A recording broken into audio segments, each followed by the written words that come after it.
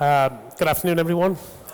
Today I'm going to talk about how IAP, or IoT Access Protocol, is enabling smarter buildings. We have lots of different building systems within any building. So we have the fire and life safety systems, you have your building management systems, security systems. And a lot of these systems have been operating in silos or independently. And to get integration and information exchange between these systems can be seen as sort of complex and costly.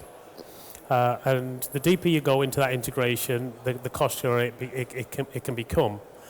So what we did is we developed or created what we call IAP. So IAP, as I said, stands for IoT Access Protocol. Essentially, it is a solution to solve the integration problem between different systems, irrespective of whatever that underlying protocol is. It can seamlessly connect any endpoint, any device with each other and with their sort of clients and applications.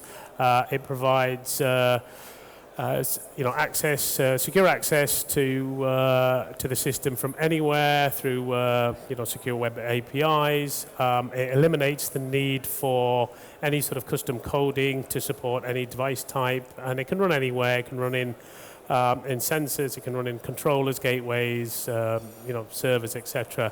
And the important thing to mention here is that whilst we've created IAP, we've had it published as an open standard.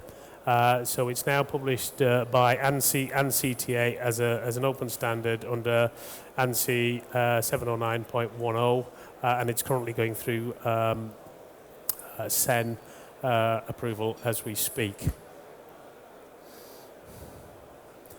So essentially, what does IAP do for you? So it allows you to manage your devices, manage that sort of data. So if we work across the wheel,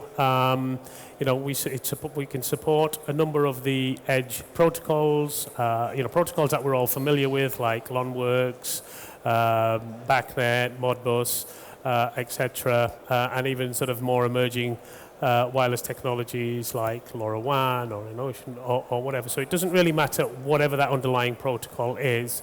Once we get that data into IAP, we can perform what we call our data abstraction. So this allows our customers to be able to take any data point, irrespective of that underlying protocol, and present that data in a standard and structured format. So that allows us to create what you would call as a digital twin of that data point or that device. From there, we can support things like data logging, data trending. We can connect to external clients. So whether these are in the cloud via sort of MQTT, but more importantly, we want to support our BACnet community, and we have an onboard BACnet server that can map all these data points from a lot of these different protocols into BACnet to serve the BACnet community. We can create all our sort of scheduling, alarming. We can do all the network management and do all that sort of health check, system health check, all through a centralized point. We talk about creating that sort of cloud connectivity into the community. We sort of integrated another open source technology called Node-RED, and we have very sort of simple cloud connectors to be able to sort of connect not only to the existing BMS or the BACnet devices, but we can connect up to the cloud using our sort of generic IoT connectors using a simple sort of Node-RED flow. So when we look at a typical building architecture, and I talked about it sort of earlier, you have a lot of your sort of different sort of subsystems, fire, HVAC, security, access, lighting, etc. And all of these will have their various sort of protocols or how they're sort of connected into to the system, and then they'll be connected to the building level networks either by BACnet or LonWorks or some kind of proprietary protocol or application. And then you'll have the relevant sort of network management level user interfaces, and they may or may not connect into a cloud. So again, this sort of produces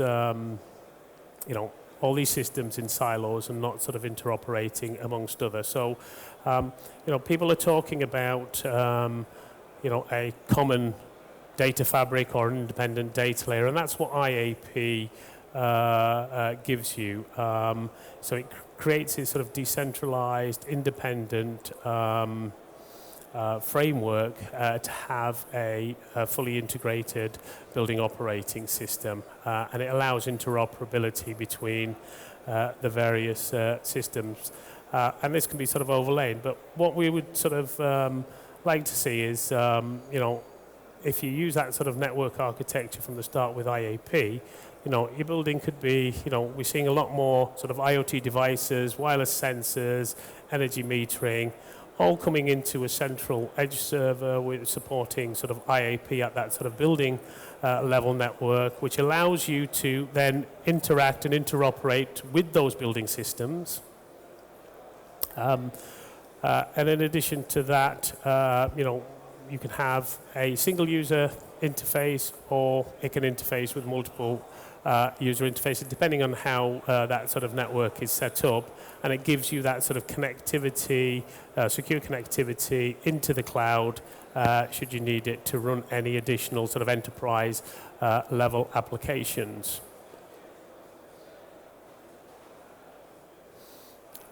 So how does this look in reality? So if you had an edge server, I mean, we do provide one, but if you had an edge server, everything within the sort of dotted lines is part of the IAP infrastructure.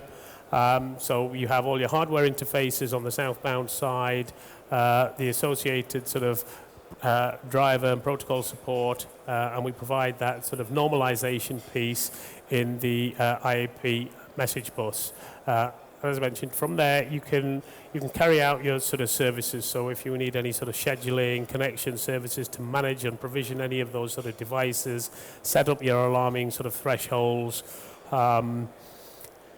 You can create custom services or custom web pages through that sort of connection through the IAP, and then it allows you to then map all of that data to your sort of client servers. So, if you want to sort of connect to map those data points into BACnet, you just expose those through the onboard BACnet server. The same with cloud connections through sort of MQTT. So what this allows you to do is you can take an existing infrastructure, an existing building, and because now with the advent of IoT and the need to be more sustainable and more energy efficient, we need to get better visibility and better granularity of our buildings. And that doesn't mean we have to rip and replace everything. We can take what's already in there, overlay it with newer IoT-based technology, whether this is additional sort of sensing to get better granularity of the data and how that sort of building's operated, bring it into IAP through an edge server, and then we can then look at all that data and be able to sort of optimize. If we're integrating to, let's say, a building management system which is controlling all your HVAC systems, we can expose all those data points, whether they be your traditional, Modbus, LonWorks, KNX, whatever, or the more newer technologies or the wireless technologies that we're seeing growing rapidly, like LoRaWAN. Map them into BACnet to be able to sort of optimize and reduce the energy spend, get better visibility of how space is being used, and also have the ability to run integrate with enterprise applications that are running things like predictive maintenance or analytics or AI type applications in the cloud. IAP doesn't really care what devices, what manufactured devices you're using at the edge. It doesn't really care whose cloud platform you're using. It allows the customers to choose the best of breed technology, providing a standardized sort of format to be able to get better visibility in a truly open architecture.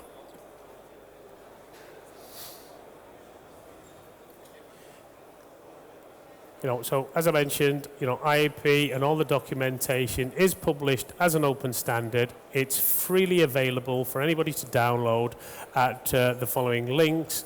If you need any sort of more detailed information around the implementation and documentation around IAP, you can get that from our documentation portal and any sort of product information around IAP and the support we're doing around our roadmap. So if anyone has any questions, I'm happy to answer those.